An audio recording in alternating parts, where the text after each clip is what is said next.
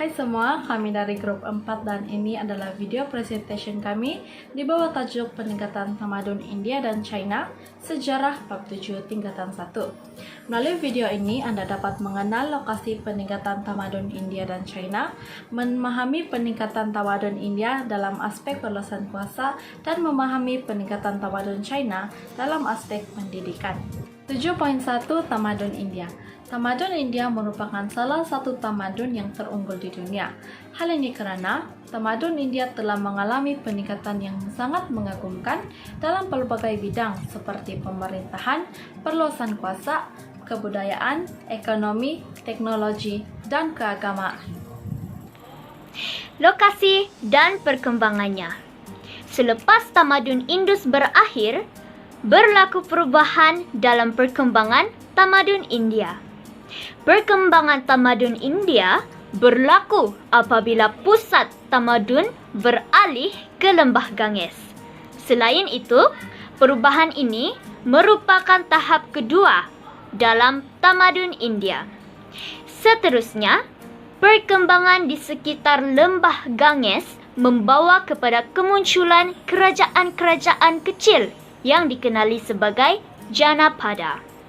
Akhir sekali, kerajaan-kerajaan kecil ini membentuk kewujudan kerajaan yang lebih besar, iaitu Mahajanapada. Magadha di timur laut India merupakan kuasa penting yang berjaya menguasai kerajaan lain di India antara tahun 540 sehingga 490 sebelum Masihi. Magadha memainkan peranan penting dalam tahap perubahan sistem politik di India, iaitu perluasan kuasa dan menjadi asas kepada kerajaan-kerajaan lain seperti dinasti Nanda, Maurya, dan Gupta. Ketiga-tiga dinasti ini menonjolkan kehebatan dalam memperluaskan kuasa sehingga membentuk kerajaan dan empayar yang luas. Faktor perluasan kuasa dalam tamadun India. Terdapat pelbagai faktor perluasan kuasa yang saling berkait.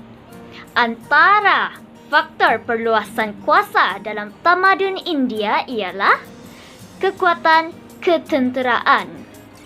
Sesebuah kerajaan perlu mempunyai pasukan tentera yang kuat untuk mempertahankan negara daripada serangan musuh. Selain itu, dasar pemerintahan. Pemerintahan yang diketuai oleh raja menentukan dasar perluasan kuasa sesuatu kerajaan. Seterusnya, sumber manusia. Sumber manusia yang cukup menjamin sesebuah kerajaan ditadbir dengan baik dan berkesan. Di samping itu, diplomasi keagamaan. Aspek keagamaan dan kemanusiaan turut berperanan dalam memperluas kuasa dan pengaruh kerajaan. Akhir sekali, kewangan. Pembiayaan secukupnya daripada perbendaharaan kerajaan adalah perlu kerana tanpa kewangan yang kukuh, usaha ini adalah sukar. Bentuk perluasan kuasa.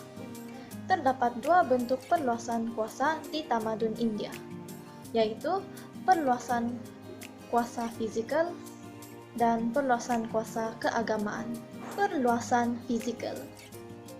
Perluasan fizikal bermaksud perluasan kuasa yang dilakukan oleh sesebuah kerajaan dengan menguasai wilayah-wilayah yang lain. Syarat terpenting untuk melaksanakan perluasan kuasa secara fizikal ialah kekuatan dan disiplin pasukan tentera.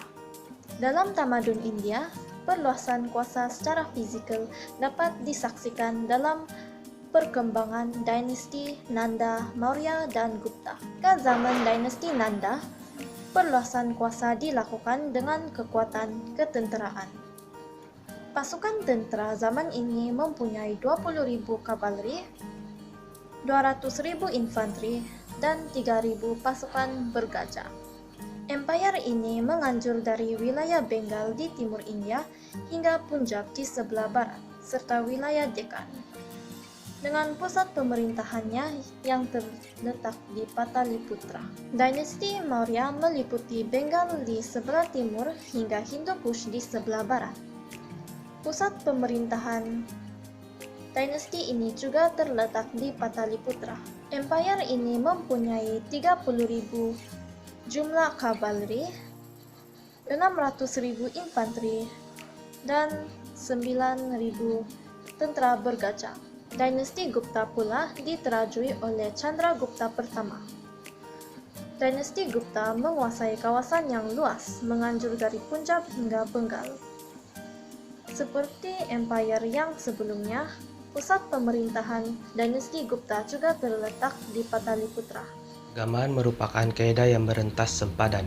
Penekanan kepada aspek keagamaan membolehkan nama dinasti Maurya, terutamanya zaman Asoka, begitu dikenali di serata dunia. Ini merupakan peta penyebaran agama Buddha. Di bawah naungan Asoka, misi pengembangan agama Buddha telah giat dilakukan. Misi tersebut telah dihantar ke Tibet, Nepal, Alexandria, Antioch, Bactria, dan Burma. Misi penyebaran agama Buddha di Sri Lanka diketuai oleh Mahendra, sementara ke Asia Tenggara oleh Sona dan Utara. Tahukah Anda, semasa pemerintahan Asoka, yaitu dinasti Maurya, Undang-Undang Maharaja disampaikan sebagai tita dan perintah diraja yang diukir pada tiang Asoka, yaitu ini, gambar raja ini, di sepanjang jalan untuk dimaklumkan kepada rakyat. Antara undang-undang yang terdapat pada tiang Asoka ialah larangan terhadap penyembelihan haiwan termasuk dalam upacara korban.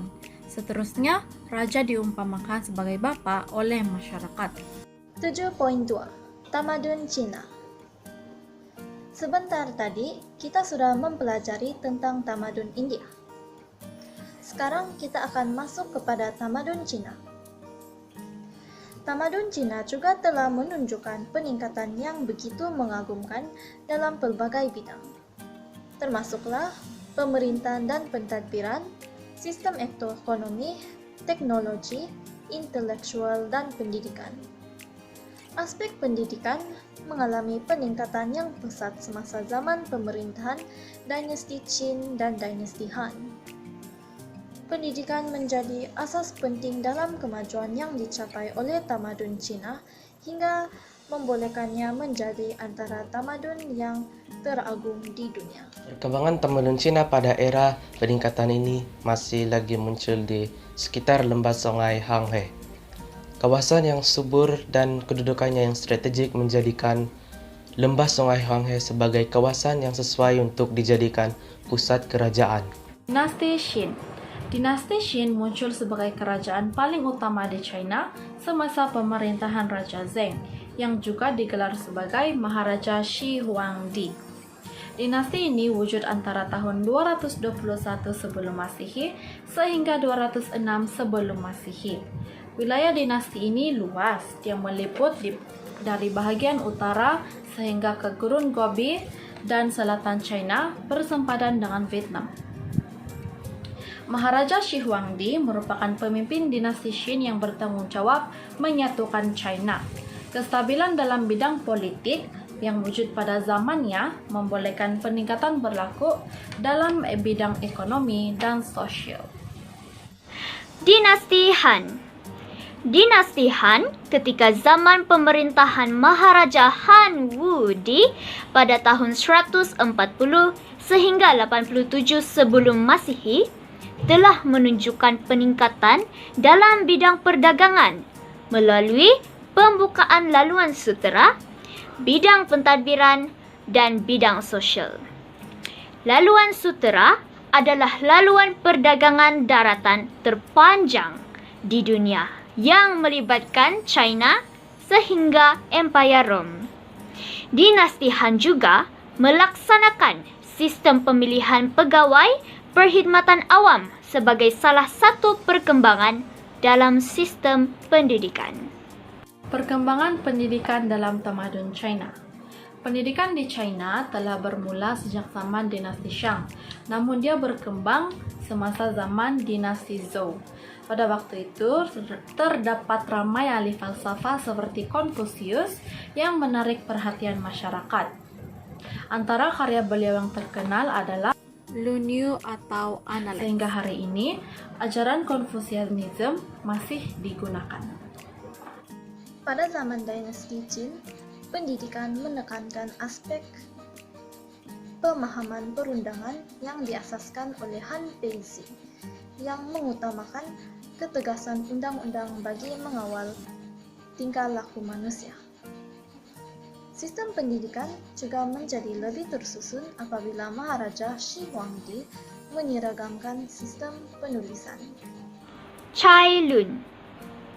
Pada zaman dinasti Han, sistem pendidikan diperkukuh melalui penubuhan sekolah tinggi di Chang'an yang menekankan pembelajaran ajaran Konfusianisme.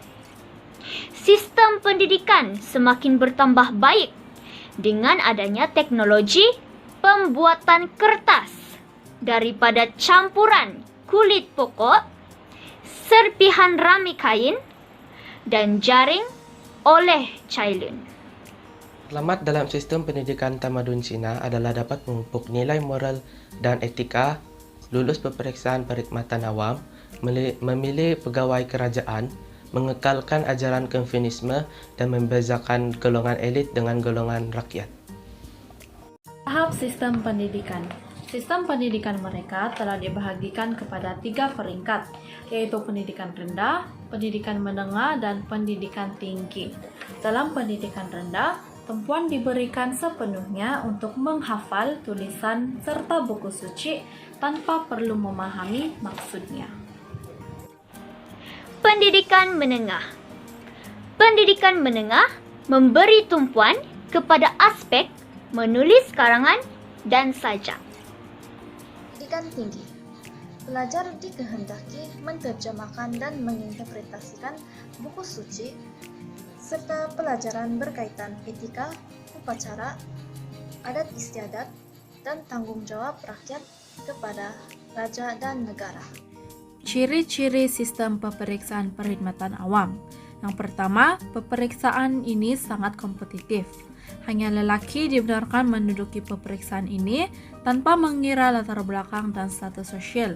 Maksudnya di sini, asalkan dia lelaki, dia dibenarkan menduduki peperiksaan ini. Seterusnya, mengekalkan tradisi dan budaya China, terutamanya ajaran Confucianism. Dan akhir sekali, larangan terhadap sebarang bentuk perubahan bagi mengekalkan keaslian tradisi China. Sistem peperiksaan mereka ini dikawal dengan sangat-sangat ketat. Bagi mengelakkan penipuan, calon harus dikurung sebelum exam bermula. Dan oleh sebab sistem yang ketat dan kompleks ini, hanya mereka yang lulus dengan cemerlang sahaja yang layak untuk diserap ke dalam sistem perkhidmatan kerajaan. Terdapat 3 tahap peperiksaan perkhidmatan awam. Tahap yang pertama, yang juga dipanggil sebagai Ziucai, dijalankan pada peringkat daerah, dan tahap ini terbuka kepada semua orang, diadakan 2 kali setiap 3 tahun. Tempo pemeriksaan ialah sehari, bilangan calon antara 500 hingga 2000 orang, kadar kelulusan 1:35. Kedua, ataupun Jiren. Peperiksaan ini dijalankan di ibu kota daerah dan hanya terbuka kepada calon yang telah lulus tahap pertama. Peperiksaan ini juga diadakan 3 tahun sekali dalam tempo masa 3 hari. Bilangan calon yang terlibat adalah antara 4.800 hingga 10.000 orang. Kadar kelulusan peperiksaan ini ialah 1:120. Tahap ketiga, yang juga dipanggil sebagai Jinshi, dijalankan di ibu kota kerajaan, diadakan 3 tahun sekali, tempo peperiksaan selama 13 hari. Rumusan dan kesimpulan. Kecemerlangan dalam tamadun India ditonjolkan melalui aspek perluasan kuasa, melalui kekuatan tentera dan keagamaan yang memainkan peranan yang besar dalam melahirkan kegemilangan dan keagungan tamadun India. Manakala tamadun China telah menunjukkan pencapaian yang cemerlang dalam pelbagai bidang kehidupan, seperti sistem pendidikan yang telah melahirkan golongan pelajar dan pemimpin yang membentuk kecemerlangan tamadun China. Bab ini telah menjelaskan peningkatan yang berlaku dalam tamadun India dan tamadun China sehingga membolehkan kedua-dua tamadun ini dikenali sebagai tamadun yang teragung di Asia khasnya dan duniaanya. Nilai patriotisme atau iktibar yang diperolehi ialah kekuatan kepimpinan dan idea-idea kenegaraan oleh pemimpin dalam tamadun India dan China masing-masing boleh menjadi panduan kepada pemerintah untuk membina negara dan menjadi inspirasi kepada pemimpin muda kini. Selain itu, kerjasama dan pematuhan kepada undang-undang boleh meningkatkan kemajuan kehidupan masyarakat.